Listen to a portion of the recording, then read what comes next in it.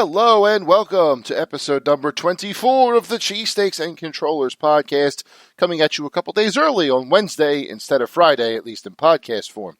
My name is Jason Fanelli, and I am the Esports and Gaming Insider for Fox PHL The Gambler, 102.5 FM, 1480 AM, and iHeartRadio here in Philadelphia. I hope you're all having a very good week, getting ready for the holiday weekend, or if you're listening to this on the radio on Saturday, hope you had a good holiday and you're still enjoying the holiday weekend. I hope your tryptophan coma is not too bad, or was not too bad. I hope the football was good at least, because you never know with the teams that are playing on Thanksgiving Thursday, especially the Dallas Cowboys this year. Oh boy, are they stinky. But we're not going to dwell on that any further. This week I have an exciting interview for you with someone I had interviewed before. My first ever interview, in fact, has come back to join me once again. We're going to go over some Black Friday weekend deals. So if you're listening to this on Wednesday, you might be able to grab a few good deals before they go up. And if you're listening to this on Saturday, I will also be talking about things that are still available to you if you want to take advantage of them. And then we're going to end the show. It's Thanksgiving week, so let's talk about what we're thankful for in video games, in esports, and in general. So let's not waste any more time and get into the 6 in 60 seconds. Your Philadelphia Fusion signed damaged player Shockwave from the Vancouver Titans this week, but unfortunately lost Hisu to the Toronto Defiant. The Twitch Rivals Ultimate Marvel vs. Capcom 3 event on Monday peaked at 35,000 concurrent viewers and was won by Low Tier Ryan. Also, Riot Games has announced the first season-long event in Valorant history, the 2021 Valorant Champions Tour, beginning right in the new year. Elsewhere, Neo, The World Ends With You has been officially announced. It's a sequel to a 2008 DS game coming in the summer of 2021. Mortal Kombat 11 has added skins from the 1995 Mortal Kombat movie, specifically Bridget Wilson-Sampras as Sonya Blade, Lyndon Ashby as Johnny Cage, and Christopher Lambert as Raiden, all with their voiceovers as well. And finally, the Golden Joystick Awards took place on Tuesday night. Last of Us Part 2 won 6, including Ultimate Game of the Year. Critics' Choice went to Hades. Breakthrough developer was Inner Sloth for Among Us. And finally, the most wanted game of 2021 was God of War Ragnarok. Those were your 6 in 60 seconds.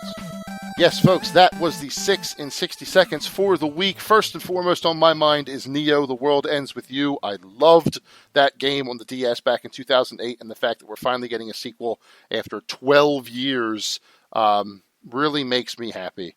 So very much looking forward to that. And the skins, the movie skins for the Mortal Kombat movie skins on Mortal Kombat 11, getting Christopher Lambert and the actress that played Sonya Blade and the actor that played Johnny Cage to actually voice and share their likeness in MK11 is just a nostalgia overload that I am very much excited about. Speaking of nostalgia overloads, with me right now is one of the harbingers of that sort of feeling with his company, Arcade1Up. We've spoken to him before about the best and brightest of his machines back in June or July, episode number 2, I believe it was, and we are now here to talk about more milestones, more great machines, and more ways to get your arcade fix. This is David McIntosh of Arcade1Up. David, how are you today, sir?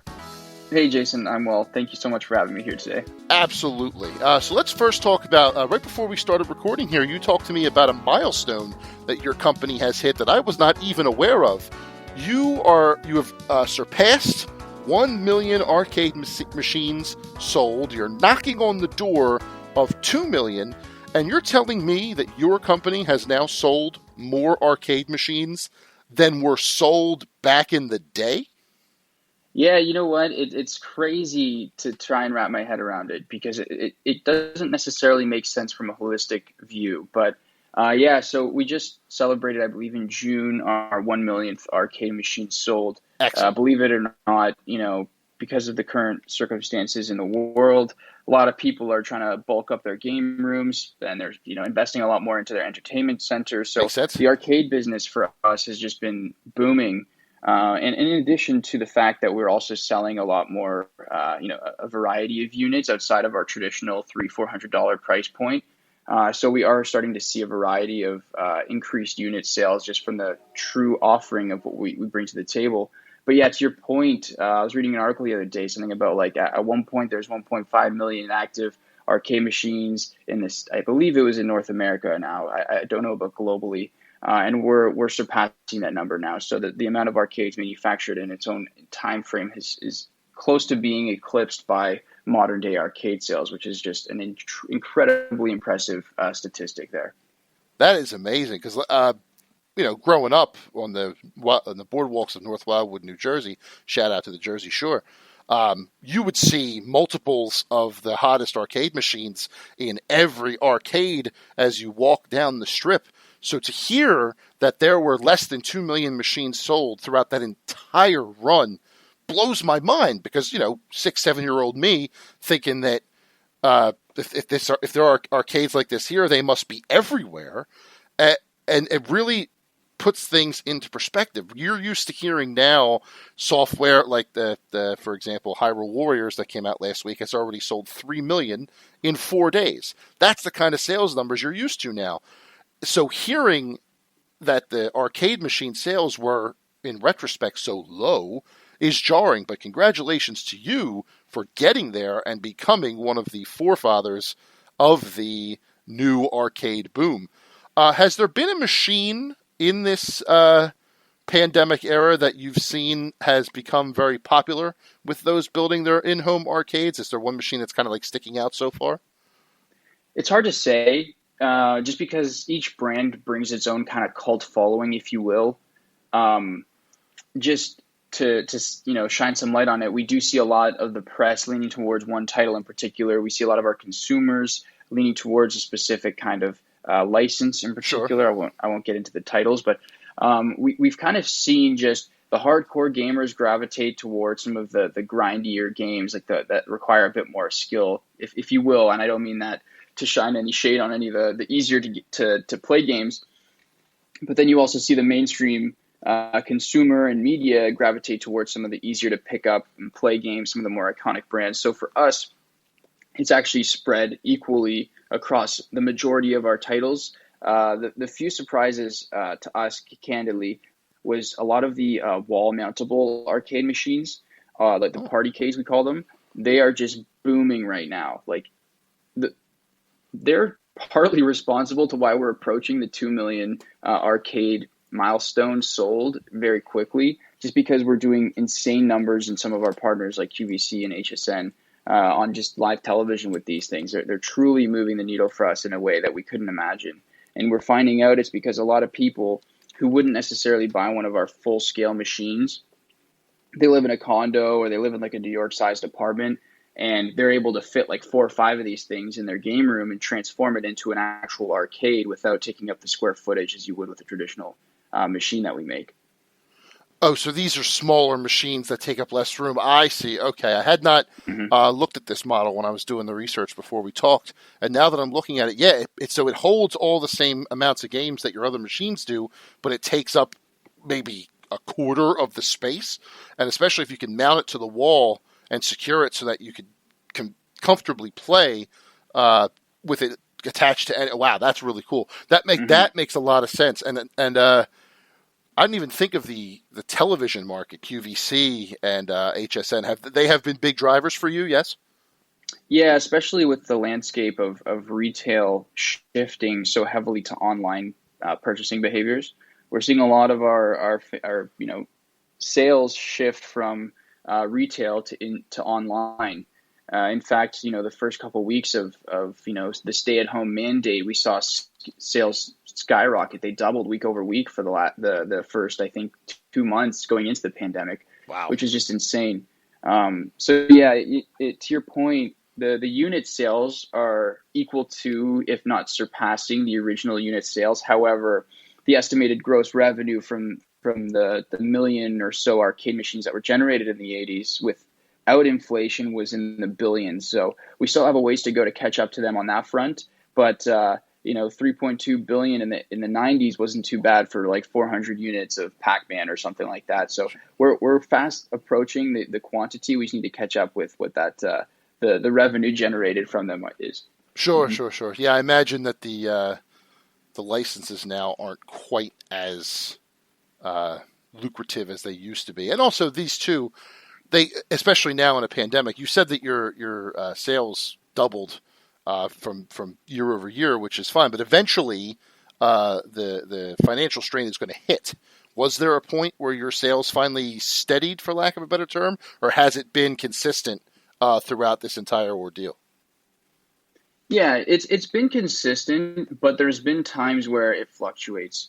And going into the pandemic, we actually had kind of braced for impact, if you will. Sure. We had let go of quite a few of our external partners. We had really slimmed down our team to like what's absolutely needed to keep the day-to-day operations going. How do we stay afloat if in 2 months people just stop spending because of cash flow reasons or whatever the case is? So we really did brace for the worst, which when sales kind of went in the other direction and started skyrocketing, it was playing a lot of catch up. To be honest, we had to bring all those people back on in a very short amount of time, most of them. And, our team's actually scaled up significantly since. So it's all on track. It's still pacing very well. But who knows with the way the world's going and the economy and how it's fluctuating to really predict what's to come. Sure. And the great thing is, even in this time, you're still innovating. You recently celebrated the first driving arcade game in the lineup, with the wheel and the pedals and all that. It was Outrun, which is a great first racing game, in my opinion. How did this format finally happen? What did it take as far as your R&D team to finally get that driving wheel to work in your form factor of machine? It was a lot of work. It took a lot of back and forth. This is one of those machines that has been in the works for, almost since our inception in October of 2018. It's just one of those things that you can't rush out of the door. The timing has to be right for us. We're not like a traditional, we make consoles in a sense, but we're not your traditional console release where we launch one product every 3 to 5 years. We've launched like a dozen products this year alone, mid-pandemic, just for visibility. You know what I mean? Like the scale and the growth in which the company operates is uncanny. I've never seen it before. So to that point, the timing and to get things right and to make sure that when we launch the driving game, because there's plenty to come in the future, Sure. that we get it right on the first one, just because there's so much at stake when you're playing with something that's, as intricate as a steering wheel and shifting and pedals and stuff like that. So it's been a lot. It's been a long, a long work in progress, but it's finally come to an end. That's amazing. And you are correct. There are a lot of driving franchises out there that could be part of the next machine. I can think of a dream bundle in my head, and you can take this and run with it if you like. I'm not going to stop you, where it's like a Sega driving machine. So you have your Daytona, you have your Crazy Taxi, you have Sega Rally, stuff like that. That would make a great machine. If a Sega driving machine, Virtual Racing, I don't think was an arcade game, but I could be wrong there. And then there's a classic like Pole Position. I'm sure eventually might come into your radar. That one, I remember seeing that everywhere back in the day. So there's a lot of potential there, and I'm very excited that you guys got that out. And I'm looking forward to the next one, whatever that may be. Speaking of retro games, before we move on to newer things, you recently also came out with a Burger Time machine, a Data East machine. Burger Time, Bad Dudes, Caveman Ninja, and Karate Champ. Were there any other Data East games that you were considered, or some that you may have held off for another machine, like a Karnov comes to mind, or anything like that? It's a good question. The challenge we face with our machines, and to just kind of give you a peek behind the curtains, is that we try to limit the content that's on a arcade, not to extend the longevity of the brand for future releases, but mainly so that all the games on the table or on the in this case the arcade are compatible with the joystick and button configuration without oversaturating the play field there. The Arcade1Up magic is that it captures the authentic arcade experience, whether that's literally or in ways or parts, aesthetically, physically. So for us, it's all about capturing which games play properly on this joystick button configuration, on the correct gate, restrictor limitations, stuff like that. So it's less on the, saving content for future releases and more on the how do we maximize the user's experience, where there's a good amount of selection and variety in games, but the games that you do play are optimized for that experience at the end of the day. Now, see, that makes sense too. You wouldn't put an old arcade game with only 2 buttons on the same machine as, say, a Mortal Kombat, where the structure is 5 in an X shape. You would want all the. See, these are the things I never even think about when I see these machines. Yeah, it's like, multicades have been around. There's Sure. they've come and they've gone, but none of them have really taken the arcade space and made it a trend. You know what I mean? Like, nobody has kind of broken through that landscape, and we've found the success by not oversaturating, and I kind of don't want to go back on what I just said, but not making too many choices for the end consumer. I've played on devices where there's joysticks, there's trackballs, there's dials, and it's just, there's so much going on that, it's kind of overwhelming for the everyday consumer. For this product to hit mass markets, it can't be confusing. It can't be overwhelming. It needs to be digestible. It needs to be easy to approach. And that's exactly what Arcade1Up is. Yeah, I mean, and you don't want to see, like in a multicade format, you don't want to play a driving game and have a trackball for the golden T that's also on that multicade. Like, you're hitting it every time you turn the wheel. That makes perfect sense. Exactly. But yeah. You don't want to have to plug in like a USB or anything nothing like like that. Mm-hmm. Yeah, I agree 100%. That makes a whole lot of sense. And speaking of the way Arcade1Up does things, I want to talk about this Infinity gaming table. I was reading up on this before we talked.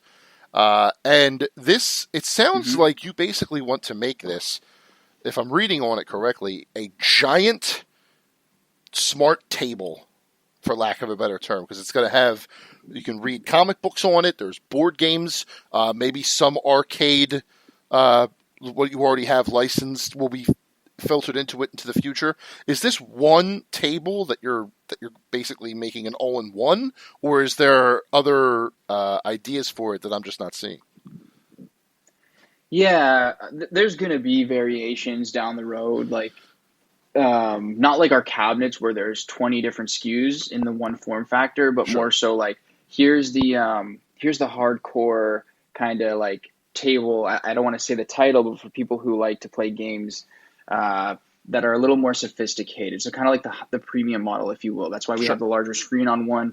But yeah, you know what? The Infinity game table, it's really just the next smart home device. You know what I mean? Like, Amazon has Alexa, Facebook has the Portal, Google has the home, I think it's like the Nest or something like that. Arcade1Up has the Infinity game table. It's just a smart home device. Just like Arcade1Up, it earns its real estate into consumers' homes, whether that's on your coffee table, as a coffee table, in your closet, when you bring it out for special occasions, whatever the case is.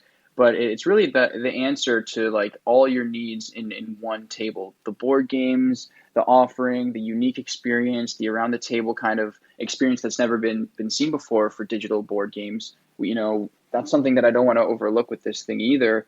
But it's just, the possibilities are endless. That's why we called it the Infinity game table. And so just like all these smart home devices, like there's smart clocks, you got a smart watch now, your phone's smart, your computer's smart, your TV's smart, now your coffee table's smart. And we were just the first people to innovate into this field. Now, if I were to purchase one, would it be updatable? Could I connect to Wi-Fi and get new board games, new comic books, new other games, what have you? 100%. Yeah, it's a living, breathing machine. So the software that we ship it with will likely be outdated by the time it hits the consumer. Beautiful. So there's going to be like a massive update, and all the games have had, new enhancements, screensavers, all that stuff. The software it's going to be living and breathing, something that, we can see around for generations to come. That's great. I dig that idea very, very much. I can see myself now playing like checkers or Monopoly or something with my girls around the table. That sounds really, really cool. I'll have to look into that one. You know what? The around the table experience is fantastic. So if you're sitting on one end, I'm sitting on the other. Us being able to play like that is cool. So like, I have a unique view to what you have. When it's my turn, the table kind of shifts and focuses on my players or chess pieces, whatever. But what's unique about the table is because it's Wi-Fi enabled, a lot of our games have the online capabilities where if you don't have family over, or you want to play with relatives, grandparents, friends across North America, you can play live in real time on games like Monopoly or Battleship, stuff like that, where you can, just like you would around the table, play those games across the world now, which is a unique opportunity. That's excellent. Very, very cool. Looking forward to hearing more about that.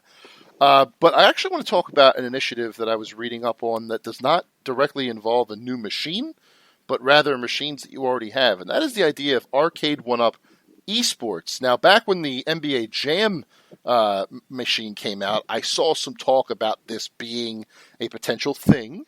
I imagine perhaps the pandemic or what have you might have had something to do with it. But would you, or are you open to the idea of Arcade1Up using their machines, your NBA Jams, your fighting games, your Marvel vs. Capcom machine, or your X-Men vs. Street Fighter machine would be a perfect newer idea for this, of Arcade1Up Esports?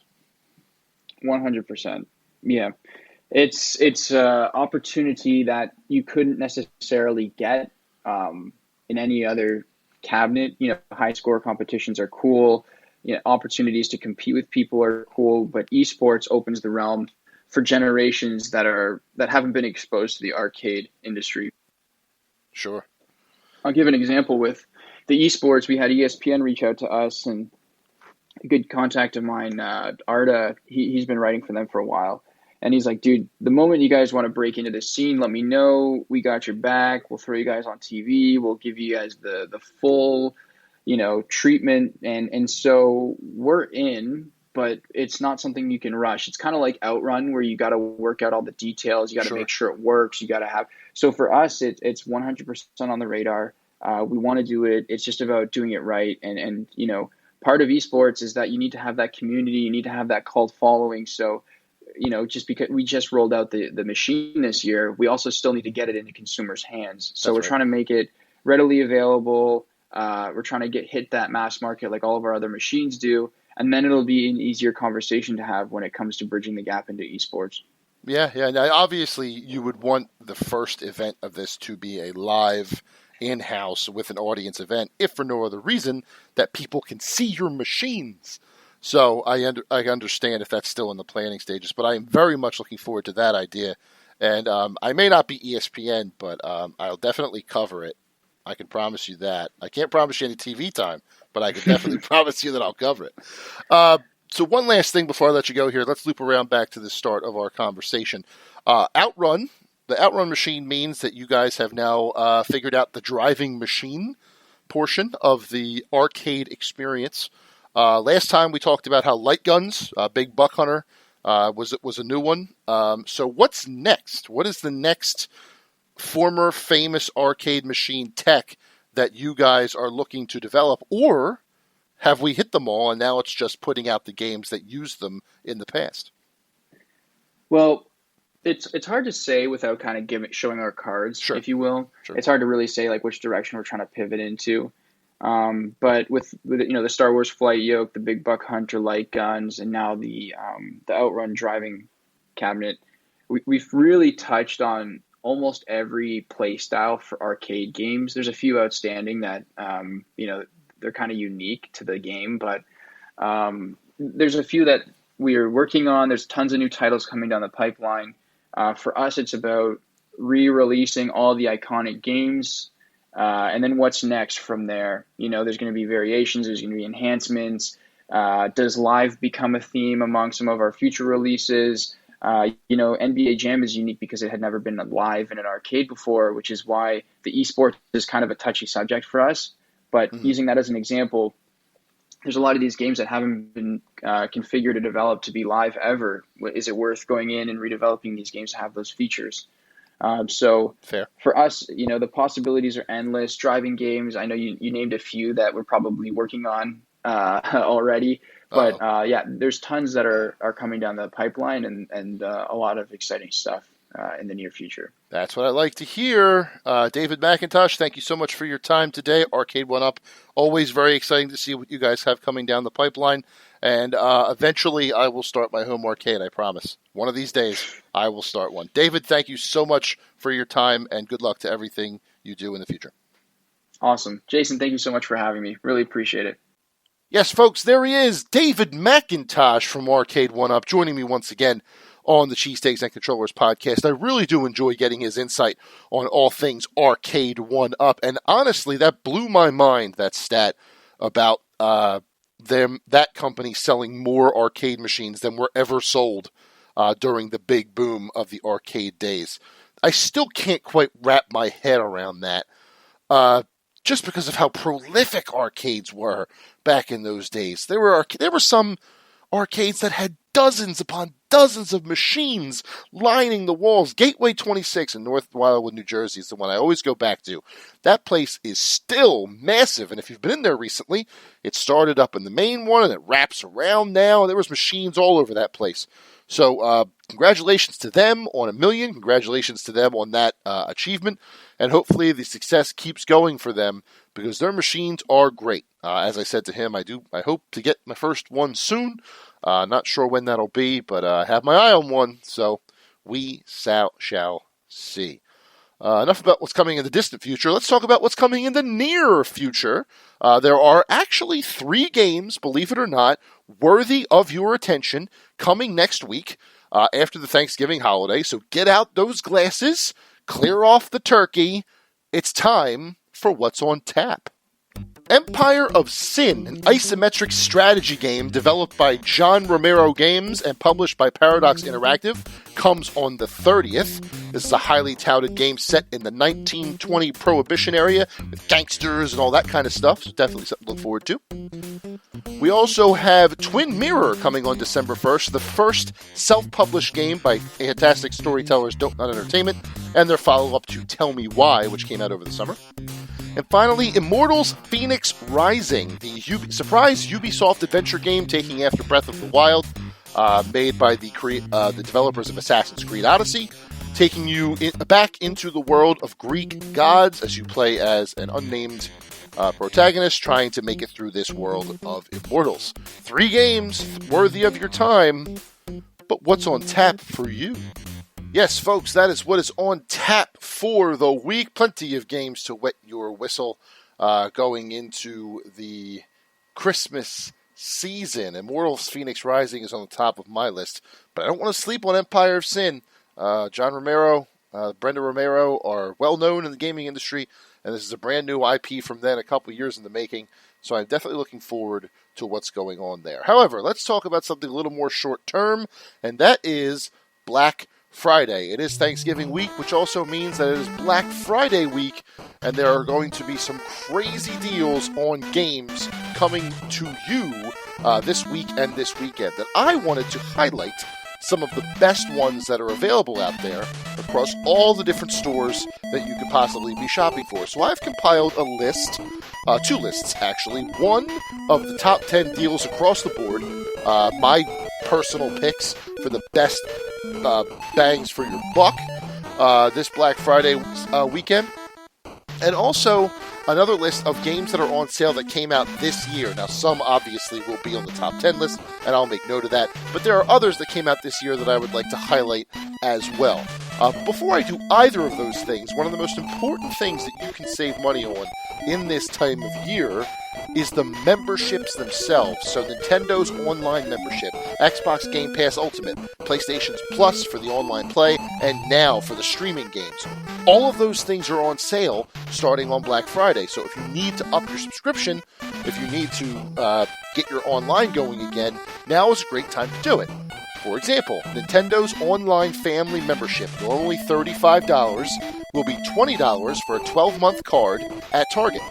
If you and the family are going to be playing games online on your Switch, say Super Smash Bros. Ultimate, Mario Kart 8 Deluxe, if you're going to link with someone in your family Switch, now is a great time to jump in and get the 12 months for a stellar deal at $20. I highly recommend the Switch's online capabilities. I play a lot of Smash online, and I play a lot of other games online. Definitely worth the money there, especially for almost half off, as it will be this week. Also, Xbox Game Pass Ultimate for 3 months, normally $45, will be $22.99 at Amazon and Best Buy, and that includes the online play and the access to the 100 downloadable games through Xbox Game Pass.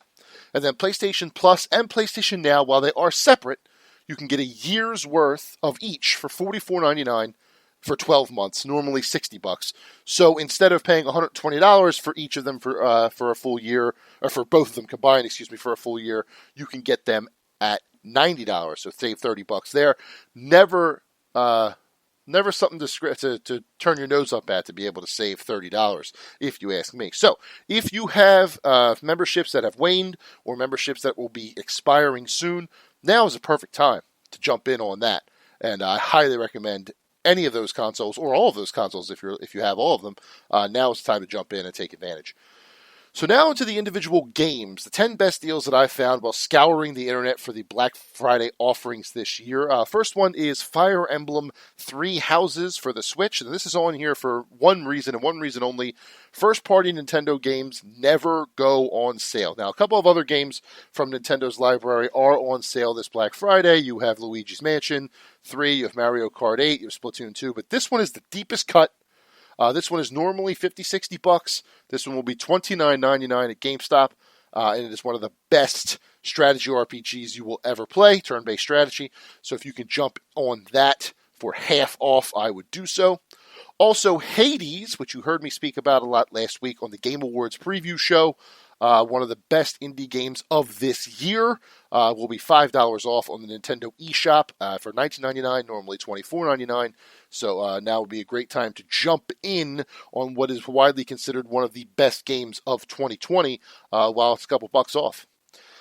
Meanwhile, we have two big-time PS4 exclusives on sale this week. First, we have Ghost of Tsushima. Normally $60, will be $40 at Amazon, Best Buy, and GameStop. As will The Last of Us Part 2, which has already taken home a Game of the Year award from the Golden Joysticks.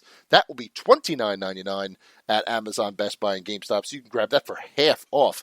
Both of those games are essential to PS4 owners, and if you want to save $100? No, less than that. $60. If you want to buy both of them and save the equivalent of one of them, basically buy one get one free. Now's the time to do it. One at $40, one at $30, $70 for both. That's a little more than buy one get one free. It's $10 more. So buy one, get one for $10 if you buy them both now. Now's the time to jump in. They're both excellent, and you'll be playing those long into 2021 if you jump in.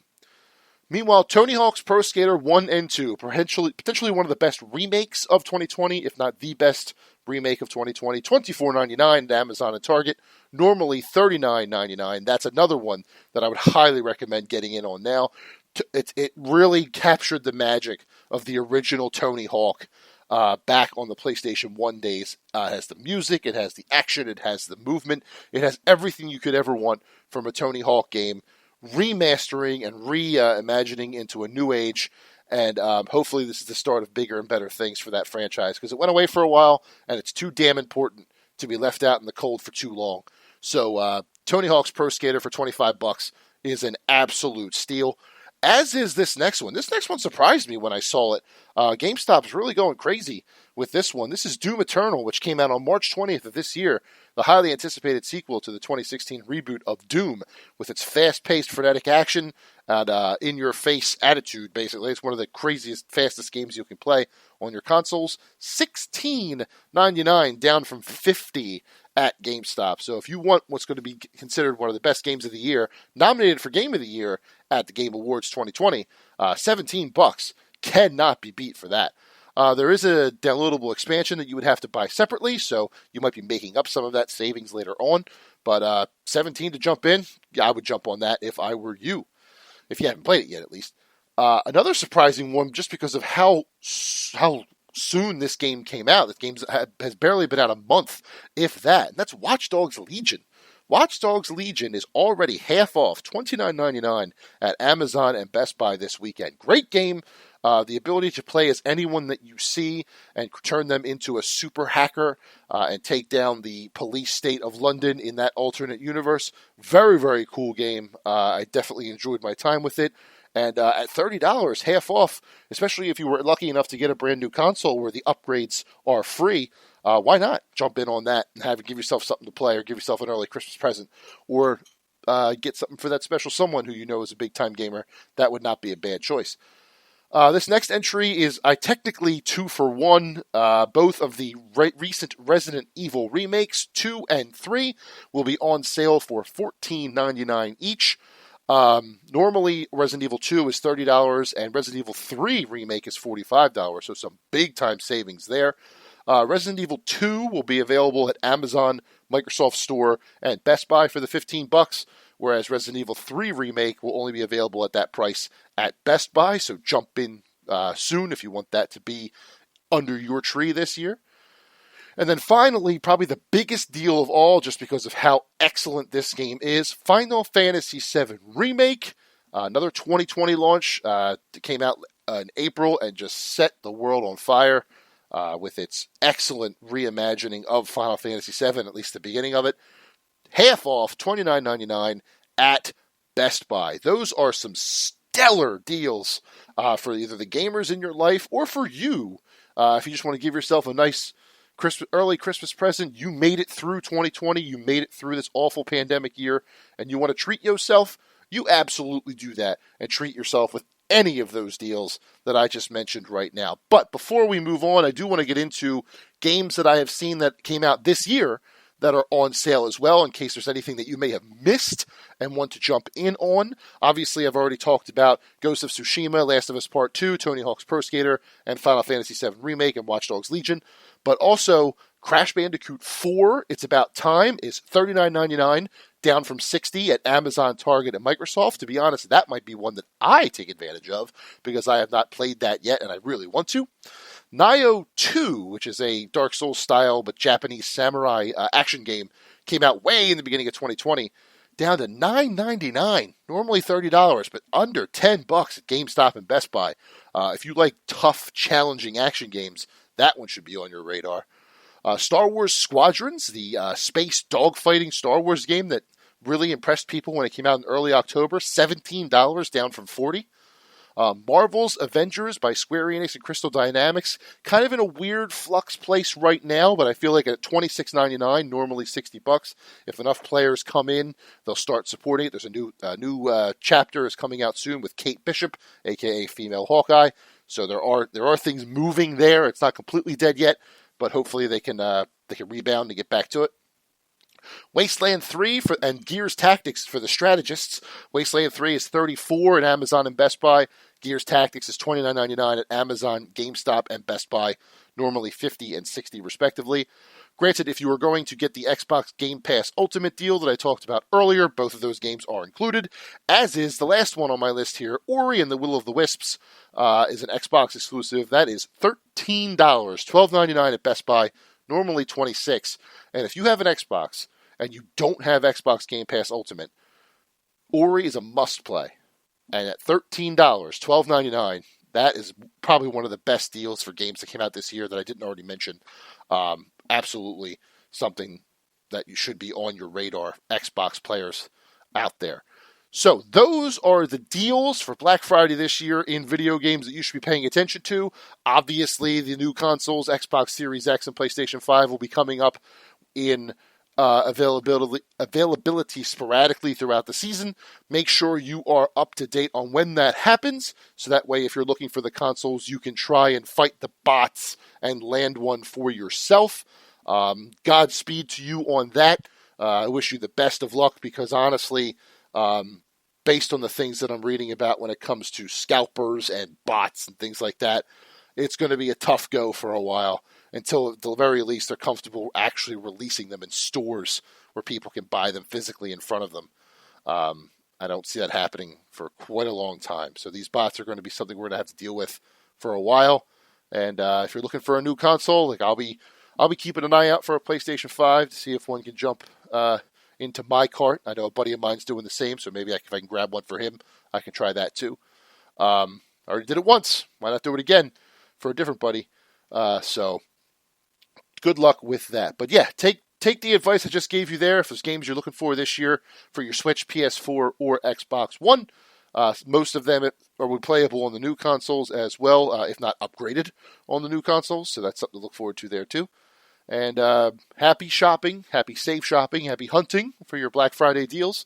And let me know at Big Man Fanelli what I missed. If there's any deals that I should be looking at or recommending, I will do so on my Twitter feed, and we can talk about that there. So hit me up at Big Man Fanelli with the Black Friday deals that I missed.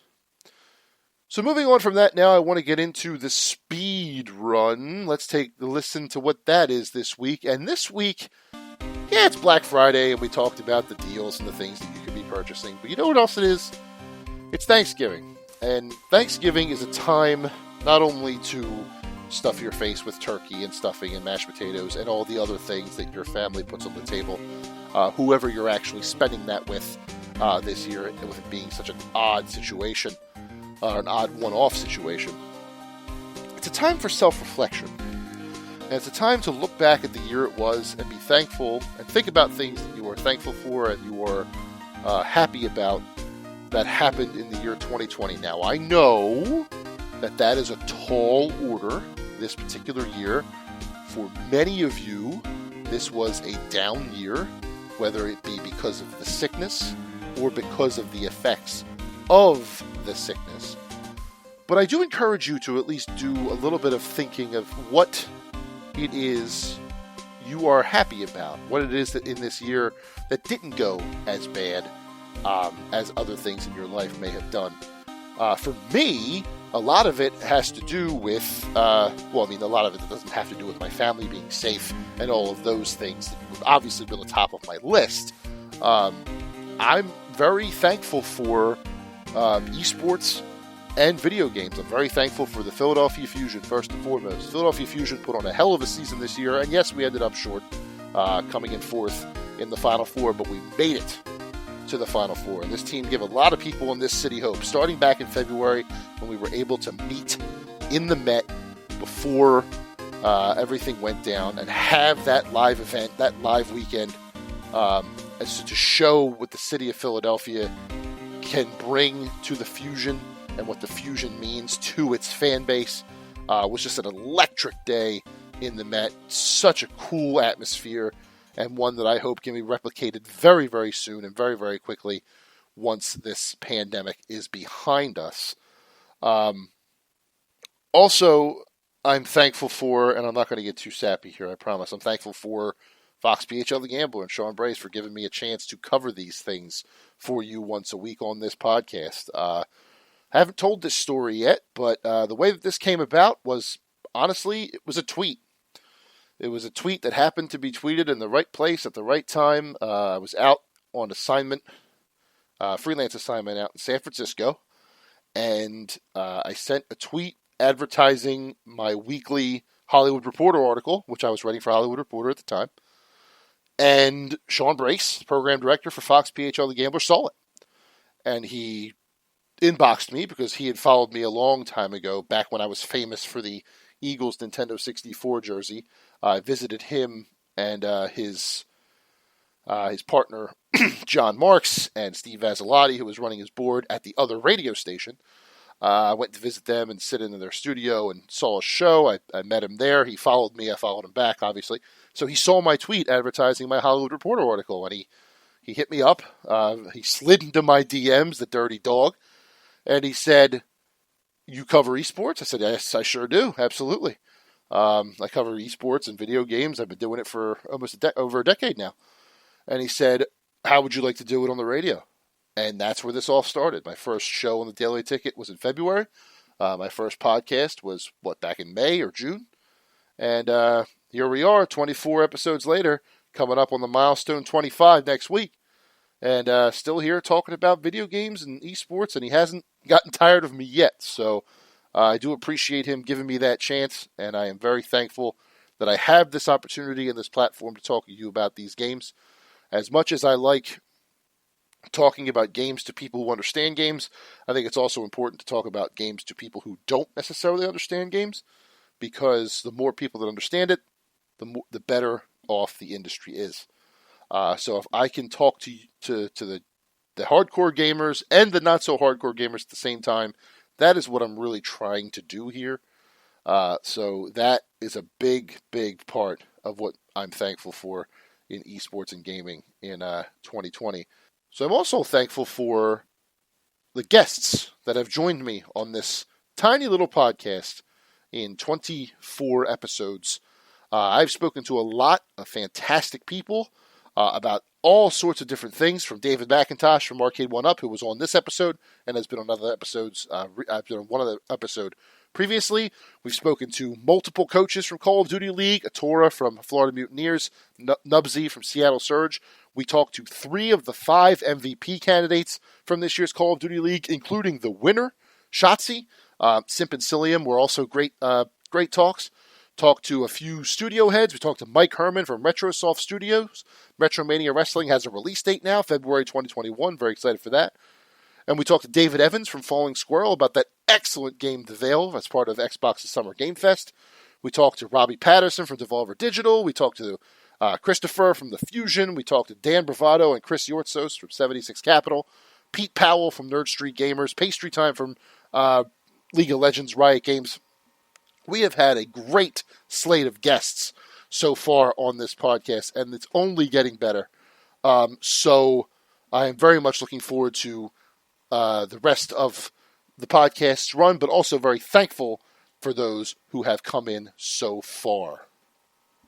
I'm also thankful to all the major companies that have continued to develop and produce and release games for a pandemic-addled pandemic-addled fan base in a time when they really needed a distraction. Most notably, first and foremost, power to Microsoft and Sony for being able to follow through with their promise of releasing 2 brand new pieces of hardware in the holiday season of 2020, one on November 10th and one on November 12th. Really, that whole week leading up to those launches, even with the craziness of politics that was happening at the time, the excitement for those consoles was palpable and felt normal for a little while. Just seeing people tweet and talk about PlayStation 5 or Xbox Series X. I'm getting this one. I'm getting that one. I'm getting both. I can't wait to play these games. And then when they came out and you started seeing the Miles Morales footage and the Assassin's Creed Valhalla Xbox Series X stuff and the Demon's Souls footage, it felt normal for a little while. It felt like the weight of the world was lifted and we could talk about video games again, just for a brief moment before, reality set back in for many of us. But I am very thankful and grateful to the engineers, to the production teams, to Phil Spencer and his team, and Jim Ryan and his team at Sony, for making it happen for us gamers and giving us something to be excited for and look forward to in this pandemic year. And in the same vein, I want to give a shout out of thanks to all of the people who put together all of the many presentations that made up for a lack of conventions this year, from Devolver Digital's amazing presentation that ended up with them releasing their own expo via a free Steam download, to the multiple Xbox and Sony presentations, the mini Nintendo Directs that we got, whether they were partner Directs from third-party partners or the game-centric videos for Hyrule Warriors or Super Smash Bros. DLC and stuff like that. Jeff Keighley's multiple presentations, first the Gamescom one and the Game Awards, which is coming in a couple of weeks. All of these people and all of these teams continue to work hard to bring us news and updates on the medium that we love the most, and one that we needed to distract us, as I said before, during an awful time. And these people came through in spades. So big shout outs to them for doing that and doing it safely and protecting their people as they were doing it. It's one thing to do it in a pandemic. It's another to do it where everybody stays safe and healthy and no one is at risk while they're putting these things together. And it really is a marvelous thing that they were able to do that. So big thank you to them for putting those videos together and giving us something to circle on our calendar as we waited for the next one to arrive. Which one was the best one? That's a story for another day. I'm not talking about that today. I'm talking about all of them in general and the fact that they were able to release and give us some brief respite from the Odd year that 2020 really was. I think it's safe to say that a lot of us have really struggled in this year, and it's some of us more so than others. Obviously, the cause of the strange year, the pandemic, has ravaged a lot of people's families and a lot of people's outlooks, and I don't want to get too depressing here, but I just want to make sure that those people feel that I'm addressing them as well. It was a tough year, but esports and video games gave us a distraction. On the esports front, I already talked about Overwatch League. Call of Duty League's first season went off without a hitch. Gave us a lot of great Call of Duty action to watch. League of Legends maintained its excellence as a esports phenomenon and the industry leader in what esports can be. I'm thankful that I was able to get into League of Legends this year and understand what was going on, and I still have some things to learn. Again, there are 150 some champions, each with their own little quirks to figure out, and I'm 11 years behind the curve, but the fact that I was able to get in there at all was something I'm thankful for. And then new esports on the horizon. You got Valorant coming soon. That's something to look forward to. I'm thankful for that. The fighting game community, whenever the fighting game community can get back on its feet, the Twitch Rivals thing that Maximilian put on that I mentioned in my 6 and 60 was amazing. It felt like watching a fighting game tournament, a live fighting game tournament again. I missed that feeling. So kudos to Twitch Rivals, Maximilian, and Yipes and Tasty Steve for putting that on.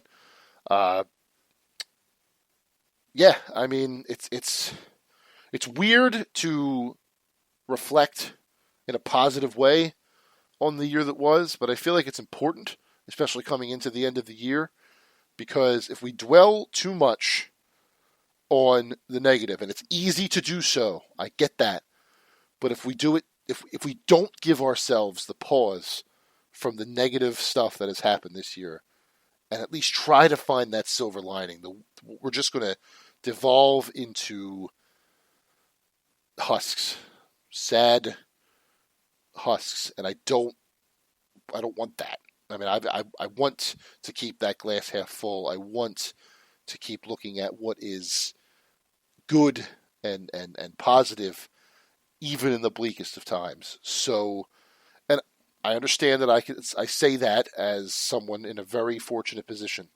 If I was more adversely affected by this pandemic, I may feel otherwise, and I get that. I don't want anyone to think that I'm chastising them or talking down. Nothing like that. I just want you to remember to think of the good things sometimes. Just pull yourself out of it, even if it's for 5 minutes, and think about something good. Think about something right, and what you're thankful for on this Thanksgiving weekend. And hopefully those thoughts can get you through, and then once this pandemic is finally declared over, we can get back to the lives we were living beforehand. But just remember to be thankful this holiday season, and remember the things that are good in your life, even if your life is way different than it was even a year ago from when you're listening to this. So with that is the end of the Cheesesteaks and Controllers podcast, episode number 24.